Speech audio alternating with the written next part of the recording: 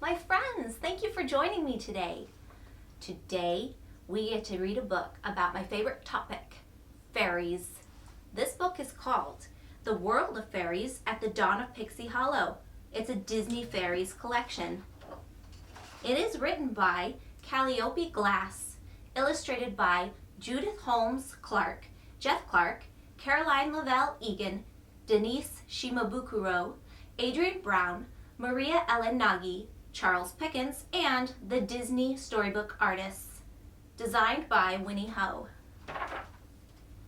Close your eyes and listen. Right now, half a world away, fairies are working their magic. On the enchanted Isle of Neverland, they flutter from flower to tree, from brook to stream, trailing golden pixie dust as they go.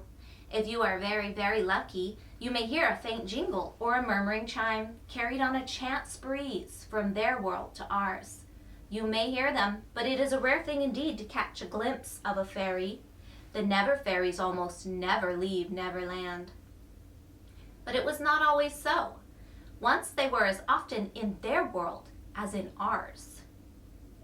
There was a time when these tiny creatures flitted from lamppost to rooftop, from country garden to forest glen, spreading their magic throughout the human world. It was a different time, but it has been lost from memory.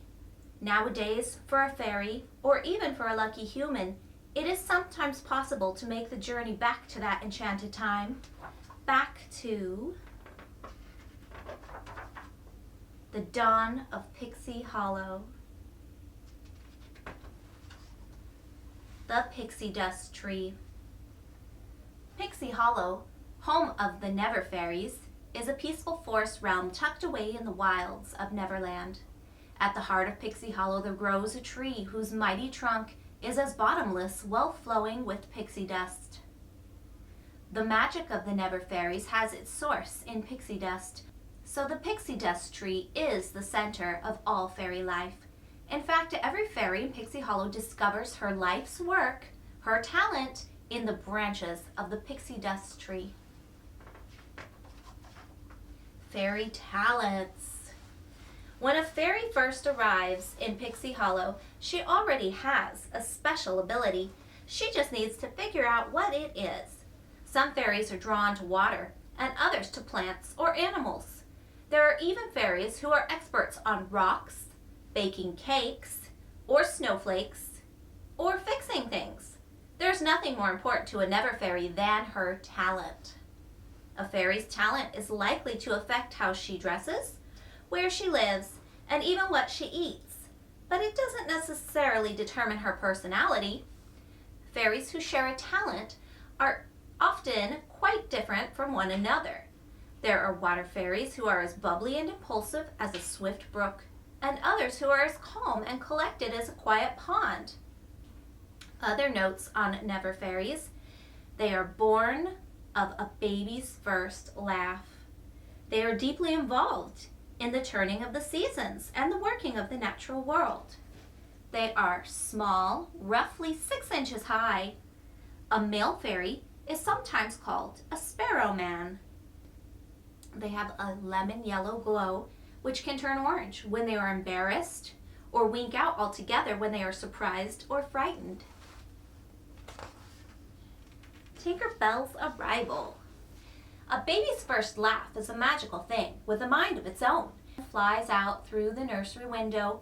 It chuckles its way over the sea until at last it reaches Neverland. It arrives at the Pixie Dust Tree, where a sprinkling of the enchanted dust helps the laugh transform into a new fairy. This is how nearly every fairy arrives, and Tinkerbell is no exception, although she is an exceptional fairy. When she arrived at the Pixie Dust Tree, all the other fairies hoped that she would be joining their talent group, and when her talent was revealed, the Tinker Fairies were overjoyed to have the new arrival take her place in their ranks.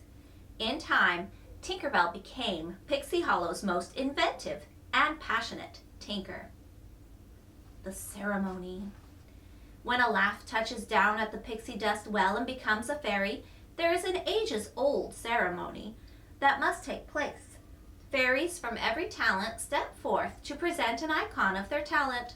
When the newly arrived fairy passes by the icon of her talent group, it glows brightly. This is how every fairy discovers her talent. The Tinker Talent. Tinker's Nook. Tinker's Nook is nestled in the roots of the pixie dust tree. Many of the Tinker fairies live here in houses made of twigs and leaves. Various tunnels lead underground to the workshop, where the Tinkers do much of their work. Also, known as Pots and Pans fairies, Tinkers are the all-purpose handy fairies of Pixie Hollow. They help fairies from other talents with repairs and mechanical problems. Their materials are twigs, acorns, pebbles, gourds, spider silk, tree sap, never silver, and anything else they can get their hands on. Tinkers can mend pots, plates, shoes, wagons, pulleys, and even fairy homes.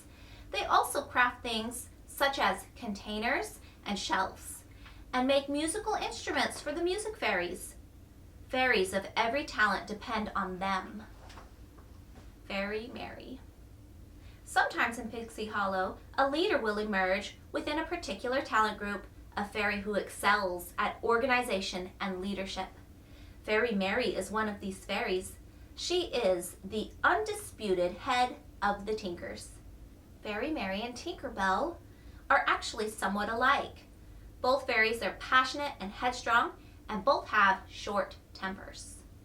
They sometimes clash, but more often, Tink and Fairy Mary are united by their love of tinkering, and they are very fond of each other. Fairy Mary considers Tink to be her prodigy, and she takes great pride in Tink's achievements.